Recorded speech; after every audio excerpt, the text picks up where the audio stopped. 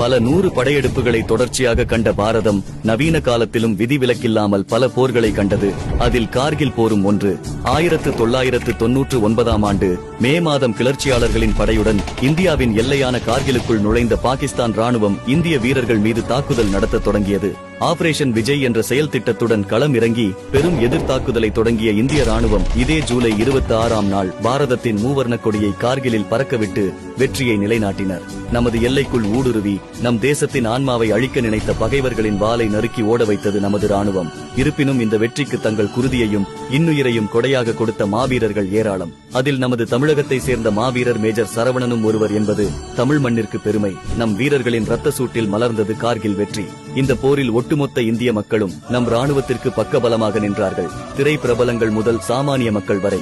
கார்கில் வெற்றி பாரத மக்களின் ஒற்றுமைக்கும் தேசபக்திக்கும் சான்றாக நின்றது. நமது வீரர்களின் நெஞ்சுறுதி தியாகமெல்லாம் பாரத தேவிக்கு மகுடமானது. ஜெய் ஹிந்த்.